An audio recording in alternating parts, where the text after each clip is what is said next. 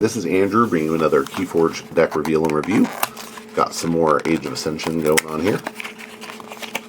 See what we get here. The Madame of Clouddome. Okay. What do I think there? Sanctum.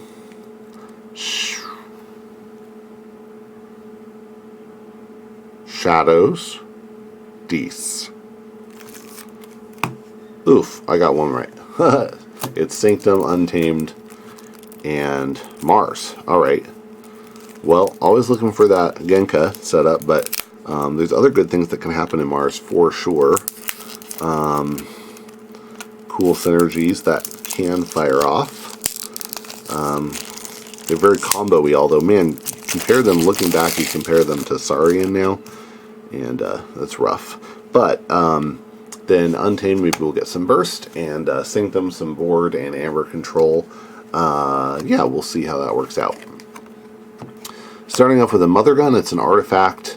It has action, reveal any number of Mars cards from your hand, deal damage to a creature equal to the number of Mars cards revealed this way. That can be pretty cool. We got Tixel Beambuckler, a 4-power Martian soldier with an armor. When you play it, you deal 2 damage to a creature and move it to either flank of its controller's battlefield. Got 2 of those. That's some nice plinky board control. I really like it. 3 of those. Nice. I never am sad to see Beambuckler. Okay. Then we have, and then you have a 4-power body with an armor, which is solid too. Xanthix Harvester is a 3-power beast. It can't be used while it has a non-Mars neighbor, but when it can be used, it has Regain 1, which is fantastic. Ooh, Combat Pheromones is going to give us more value for our Mars creatures. It's an artifact with a bonus amber. It has Omni, sacrifice it, and you may use up to 2 other Mars cards this turn. That is solid. We do have a Key Abduction. This is an action with a bonus amber that returns each Mars creature to its owner's hand. Then you may forge a key at +9 current cost, reduced by 1 for each card in your hand. And I love that with the Beambucklers, because that means you can get you can trigger that play effect twice, which is going to be really good. Nice. I really like that. Okay. Good so far. Mothership Support is an action with a bonus amber. When you play it, for each friendly ready Mars creature, you deal 2 damage to a creature, and you can choose a different creature each time. Really great, more board control, especially having those big bodies. Not sad to see that. We got a second one. Nice. 3 of, a 2 of. That's some consistency. Stormcrawler is a 6-power robot with 1 armor. It only deals 1 damage when fighting, but it has, after an enemy creature reaps, stun it, which is a really nice effect. Your opponent's going to really want to deal with that. Okay, then we have a Killzord Mark 9001. This is an upgrade that gives a creature +2 armor and +2 power, and it also gets Skirmish and Fight Gain 1 chain. That's interesting. Maybe I want to put on the Xanthix Harvester, but maybe I'll get something good in Sanctum or Untamed to put it in too. And then, yeah, this is the last Mars card. So no Martian Gen for us, but I still have hope here. This could be pretty good. We got Quicksilk's Plague Master, a 3-power Martian scientist with Fight Reap. Deal 3 damage to each human creature, and this damage cannot be prevented by armor. That's really nice. 4 Amber Pips in there. Some nice just damage spray that I really love. And Killzord, if you don't use the creature to fight, then it's all upside. If you use the creature to fight, then there's that little bit of a downside. But you do not have to use the creature to fight, and it still has a lot of upside. Okay. Lion Bautrim is a 4-power human knight with 1 armor and deploy. Its neighbors get +2 power, which is very nice. We got Blinding Light, which is an action with a bonus amber that says choose a house, stun each creature of that house. Really good board control. Got 2 of those. I love it. That with the plinky damage in Mars and the Stormcrawler is like pretty good board control. We're going to be, our opponent's not going to be able to do a lot on the board. Bordan the Redeemed is a 3-power human thief with elusive and action capture 2. Chow the Safeguard is a 4-power human knight with 2 armor. It has deploy and taunt.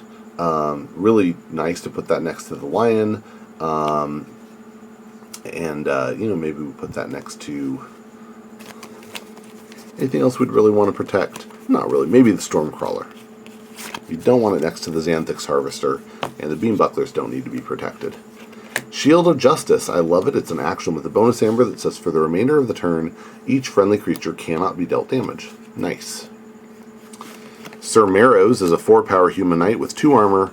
After your opponent gains amber by reaping, Sir Marrows captures it. Nice amber control. Smite is an action that says play ready and fight with a friendly creature. Deal 2 damage to the attacked creature's neighbors. Nice cow find in a pinch. Ooh, Gorm of Om is an artifact with Omni, sacrifice it, and destroy an artifact. Really good for controlling your opponent's artifacts. The harder they come will purge a creature with power 5 or higher. That's always very nice. In the right circumstances, it's very good. Yeah, I like it. And then we do have Epic Quest here. This is an artifact and quest. It has play, archive each friendly knight creature in play, and Omni, if you have played 7 or more Sanctum creatures this turn, sacrifice Epic Quest and forge a key at no cost. How many knights do we have? 1, 2, 3. So, archive 3 cards, max. That's okay. It's a little rough. If we had logos, I'd feel better about it. But, it could happen. Ooh, this is another knight. The Vault Keeper is a 4-power, 1-armor Spirit Knight that says your amber can't be stolen. That's a really nice add here. I like it. Okay, so we got 4 knights. If you get the Epic Quest at the right time, that could be pretty solid. Then you get 3 more cards, and you can forge a key for free with the Epic Quest. And if you get the right Mars setup, you can forge a key for free that way. Or at a discount on demand. That's pretty good. Are we going to get another key cheat in Untamed? Could happen. Darna is nice to see with all the Mars with armor and the Sanctum. It's a 2-power elf witch. When you play her, you gain 1 amber for each damage-friendly creature.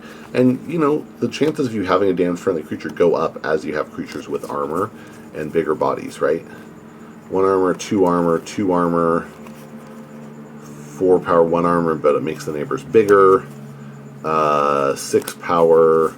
These are 4 power, 1 armor. So the chances of getting value out of Darna are actually really good. And then it's repeal 2 damage from a friendly creature, which is okay. Dusk Witch is going to be a real threat here. It's a 1-power human witch with Omega, which means that after you play it, you end this step, which effectively means, okay, you're going to go ahead and ready your stuff and draw your cards and be done. But has elusive and your creature's interplay ready. Get this next to the Lion Bouchtrum and it's already 3 power with elusive. That's nothing to sneeze at. Nox is a 3-power beast, and it gets plus 3 power for each neighbor it has. Nice big creature there. Marmo Swarm is a 2-power beast that gains plus 1 power for each amber in your pool. Very nice. Regrowth is an action with a bonus amber that returns a creature from your discard pile to your hand. In this deck, I probably want to get the Dusk Witch back, maybe the Darna in the right circumstances. If I really need to stop the opponent, maybe Sir Marrows or something like that, but at that point I'll wish that it was Exhume and not Regrowth. Save the Pack is an action that destroys each damaged creature and then gains a chain. Probably not something we're going to want to use a lot in this deck, just given the amount of board control we have, but in a pinch it could be good. Song of Spring, another way to get back that Dusk Witch or the Darna. It's an action with a bonus amber. When you play it, you shuffle any number of friendly untamed creatures from your hand, discard pile, or battle line back into your deck. Very nice there. Got 2 of those. Nice. Excellent. I mean, potentially we play Dusk Witch 4 times in a single run through with this deck, which would be solid. Then we have They're Everywhere, an action with a bonus amber that says deal 2 to each enemy flank creature and 1 to each enemy creature not on a flank. Importantly, those do now happen sequentially, so you deal 2 damage to each enemy flank creature. If anything dies, it dies at that point, and then you deal 1 to each enemy creature not on a flank. They have updated that in the rules, in the latest version of the rules, so good to know that that particular card has changed from the way it used to work. And that with the Mars gives us again just a lot of plinky damage. That plus Save the Pack is a one-sided board wipe, which is amazing. Camouflage is an upgrade with a bonus amber. It says the creatures not on a flank cannot fight this creature. That would be really nice to put on the Dusk Witch, but of course Duskwitch has Omega, so you can't put something like that on it on the turn you play it. But it might be nice to put in like a Cermeros or something like that we want to protect. I like it. Life Web is an action with a bonus amber that says, play if your opponent played 3 or more creatures on their previous turn, steal 2. That's, we haven't seen a lot of amber control here. We have anti-steal tech, we have anti-reap tech here, but you aren't